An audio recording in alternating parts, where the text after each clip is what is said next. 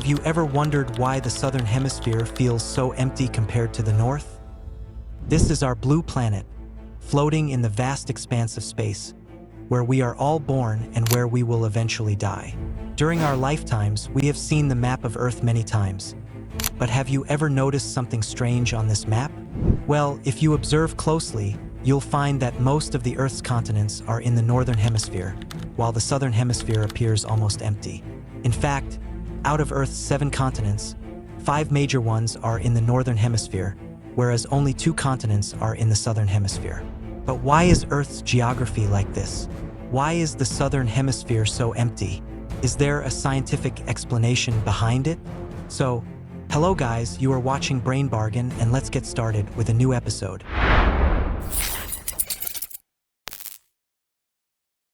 Our story begins almost 4.6 billion years ago, when the sun had just formed, and the matter from the nebula clouds that gave birth to the sun was still spinning rapidly around it at high temperatures.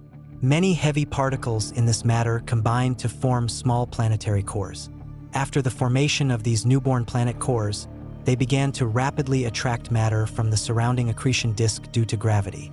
This process continued for millions of years, leading to the formation of a rocky planet, which we now know as Earth. Approximately 4 billion years ago, Earth looked something like this, just a barren, rocky piece of stone. However, the objects in the solar system were still scattered in their orbits.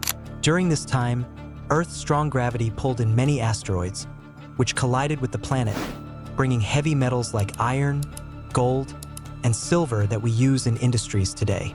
But the most important thing we received was water, which arrived on Earth through these asteroids and led to the formation of the oceans, where life eventually emerged. Soon after the oceans formed, Earth looked quite strange. At this time, there were no continents, only an endless ocean that covered the entire planet. But this didn't last long. Due to intense heat in parts of North America, Earth's upper crust layer cracked like an eggshell, forming tectonic plates. This marked the beginning of the formation of continents. Around 3 billion years ago, the fully ocean-covered Earth saw different oceanic plates collide with each other. Lighter tectonic plates began to subduct beneath heavier ones, a process known as subduction. During this time, several subduction zones formed on Earth, where lighter tectonic plates moved rapidly downward and melted into molten lava due to intense heat from the mantle. This process continued for millions of years beneath the oceans. Eventually, the pressure of the lava became so high that it erupted like a volcano, cooling over time on the surface and forming small island-like structures. This process continued for billions of years, resulting in the formation of a supercontinent known as Columbia or Nuna around 1.7 billion years ago. At this point, Earth had its first supercontinent, with landmasses emerging from the oceans. Earth looked something like this, with one supercontinent and a single ocean surrounding it.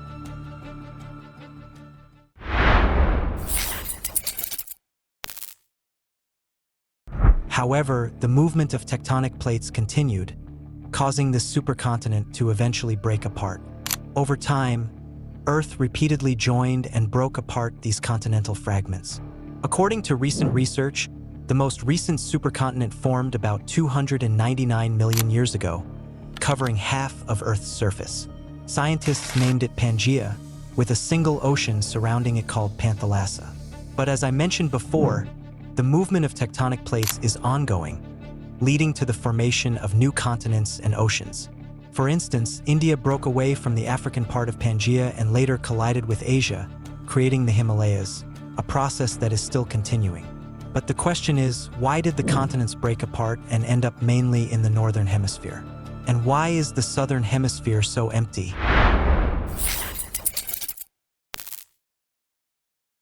Well, before providing the actual answer, let's explore some hypotheses that you might find online. For example, one hypothesis suggests that Earth's uneven distribution of continental mass is due to its fast rotation on its axis. It claims that just as juice in a juicer machine rises and sticks to the sides when spun rapidly, Earth's continents are rising due to its fast rotation.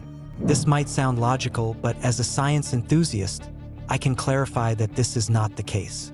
The movement of continents is mainly driven by the movement of tectonic plates in Earth's mantle, involving the subduction and melting process. In short, the reason we see more continental mass in the northern hemisphere is because we are observing only a small segment of Earth's geological history, where tectonic plates have shifted the major continental mass to the northern hemisphere. This can be viewed as a brief scene in Earth's geological movie.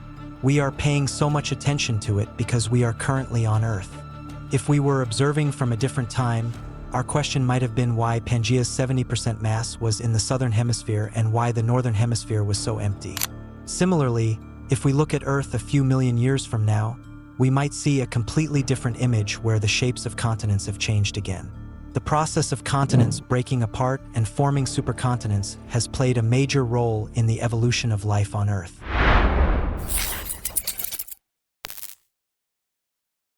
For instance, during the formation and breaking of Pangia, various life forms emerged, and environmental changes caused by these shifts led to extinctions.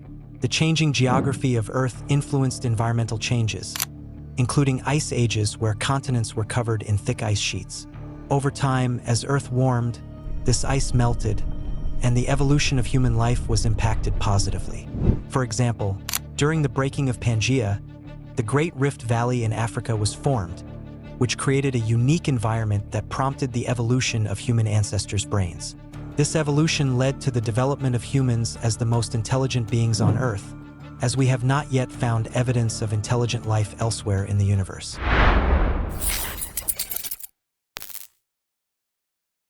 Finally, scientists predict that about 250 million years from now, all 7 continents will come together again to form a new supercontinent, named Pangaea Proxima.